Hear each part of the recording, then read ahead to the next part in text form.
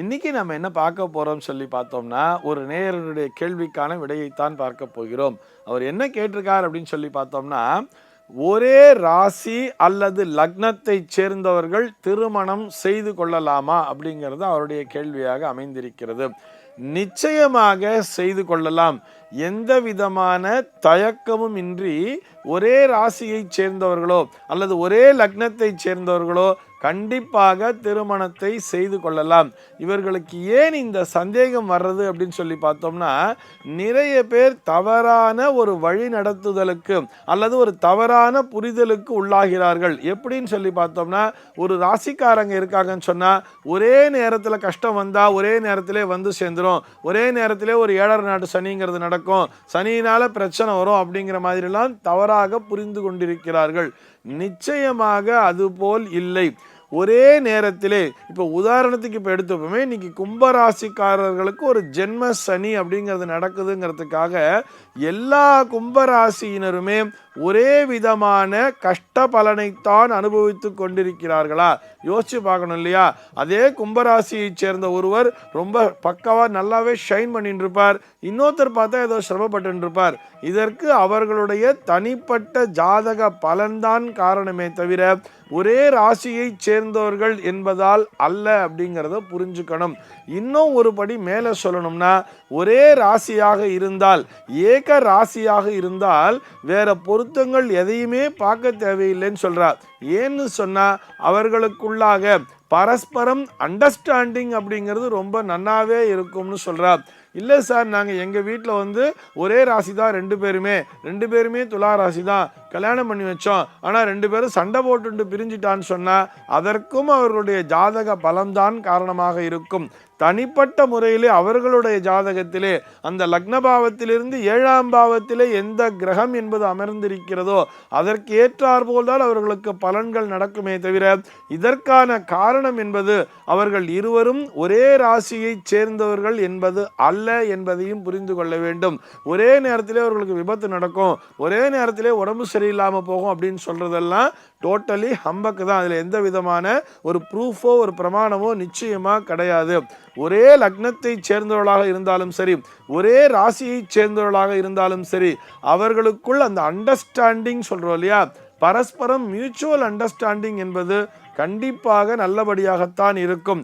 இவர் என்ன நினைக்கிறாருங்கிறது அந்த அம்மாவுக்கு புரிஞ்சிடும், அந்த அம்மா என்ன நினைக்கிறாருங்கிறது இவருக்கும் புரிஞ்சிடும். ஆனால் யார் விட்டு கொடுத்து செல்வது அப்படிங்கிறதுல வேணா அவங்களுக்குள்ள இந்த ஈகோ கிளாஷுங்கிறது வரலாமே தவிர பரஸ்பரம் புரிந்து கொள்ளக்கூடிய தன்மை என்பது நிச்சயமாக அவர்களுக்குள் ஒரே மாதிரி தான் இருக்கும். ஏன்னு சொன்னா, லக்னம்னு சொன்னா அது ஆன்மான்னு சொல்றோம், சோல் அப்படின்னு சொல்றோம். அதே மாதிரி ராசி அப்படின்னு சொன்னா அதை நம்முடைய மனம் அப்படின்னு சொல்றோம் அல்லவா? மனோகாரகன் சந்திரன் எந்த இடத்திலே அமர்ந்திருக்கிறாரோ அதுதான் அவர்களுடைய ஜென்ம ராசியாகவும் அமைந்திருக்கிறது. ஆக உள்மனசு வெளிமனசுன்னு பிரிக்கிறோம். உள்மனசுங்கிறது தான் லக்னம், வெளிமனம் என்பது ராசி. இந்த இரண்டும் இருவருக்கும் ஒரே மாதிரியாக இருக்கும் பொழுது அவர்களுடைய வே ஆஃப் திங்கிங் அப்படிங்கிறது இருக்கு இல்லையா, இப்படித்தான் யோசிப்பார்கள் என்று இருக்கும் பொழுது அந்த தன்மை என்பது இருவருக்கும் ஒரே மாதிரியாகத்தானே இருக்கும். அப்படி இருக்க அழகாக அவர்களுடைய திருமண வாழ்வு என்பது நல்லபடியாகத்தானே அமையும். ஏதோ ஒரு பிரச்சனை அப்படின்னு சொல்லி வரும்பொழுது ஒரு மேஷராசிக்காரர்கள் என்று எடுப்போமே, அவர்கள் எப்பொழுதுமே சுறுசுறுப்பா இருப்பா, வேக வேகமா அந்த வேலையை செஞ்சு முடிச்சிடணும்னு நினைப்பா. தம்பதியர் இருவருமே அந்த மேஷராசியை சேர்ந்தவர்களாக இருக்கும் பொழுது பரஸ்பரம் கணவனினுடைய வேகத்தோடு இந்த பெண்ணாலும் ஈடு கொடுக்க முடியுமே, ஏனென்றால் இவரும் மேஷராசியை சேர்ந்தவர் தானே. ஆக இருவருமே ஒரே ராசியை சேர்ந்தவர்கள் என்னும்போது, ஒரு எக்ஸாம்பிளுக்காக சொல்றேன், 2 பேருமே மிதுன ராசிக்காரர்கள் என்று வைத்துக் கொண்டால் மிதுன ராசிக்காரர் எப்படியெல்லாம் யோசிப்பார் என்பது இந்த அம்மாவுக்கும் தெரியும் இல்லையா? இந்த அம்மா எப்படி யோசிப்பாளோ அதே ட்ராக்ல தானே அவரும் யோசிக்க போறார். ஆக இவர்களுக்குள்ளாக பரஸ்பரம் ஒற்றுமை என்பது நல்லபடியாகத்தான் இருக்கும். ஆனால் இவங்க 2 பேருக்கும் கண்டிப்பா 2 பேரும் வெவ்வேறு நாள்ல தான் பிறந்திருக்க போறா, வெவ்வேறு டைம்ல தான் பிறந்திருக்க போறா. அந்த நேரத்திலே அமர்ந்திருக்கக்கூடிய அந்த கிரகங்களினுடைய அமைப்பு என்பது வெவ்வேறு விதமாகத்தானே இருக்கும். இவர்களுடைய ஜாதகத்திலே வெவ்வேறு விதமான தசாபுக்தி என்பதுதான் நடக்கும்.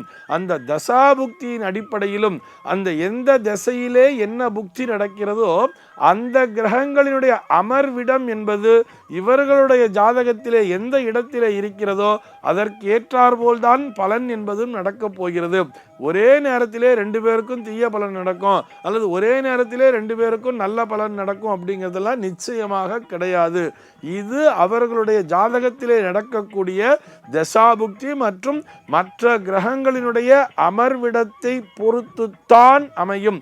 அதிலே எந்த விதமான சந்தேகமும் இல்லை. அதனால இந்த மாதிரியான ஒரு சந்தேகத்துக்குள்ளேயே போக வேண்டிய அவசியமே இல்லை.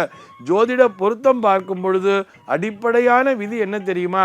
இந்த ஆண் பெண் இருவருக்குமே ஒரே ராசியாக இருந்தாலும் அல்லது ராசி அதிபதின்னு சொல்றோம் இல்லையா, ராசி அதிபதி ஒருவராக இருந்தாலும், உதாரணத்துக்கு சொல்ல போனா ஒரு துலா ராசிக்கு அதிபதி சுக்கிரன், ரிஷபராசிக்கு அதிபதியும் சுக்கிரன் தான். இப்படி ரிஷப துலா ராசியிலே வரும் பொழுது இவர்களுடைய ராசியினுடைய அதிபதி ஒருவராக இருக்கும் பொழுது கூட மற்ற பொருத்தங்கள் எதையுமே பார்க்க வேண்டிய அவசியம் இல்லை அப்படின்னு சொல்லி தான் நம்முடைய ஜோதிட விதியானது சொல்கிறது. ஆக இது போன்ற குழப்பங்கள் ஏதுமின்றி ஒரே ராசியைச் சேர்ந்தவர்களாக இருந்தாலும் ஒரே லக்னத்தைச் சேர்ந்தவர்களாக இருந்தாலும் அவர்களுக்குள் அந்த மன பொருத்தம் என்பது நிச்சயமாக நன்றாகத்தான் இருக்கும். பரஸ்பரம் நேரிலே பார்த்து கொள்ளும் பொழுது பிடித்திருந்தால் திருமணத்தை நடத்துங்கள். இதிலே எந்த விதமான தயக்கமும் தேவையே இல்லையே. சர்வே ஜனாஹ சுகினோ பவந்து.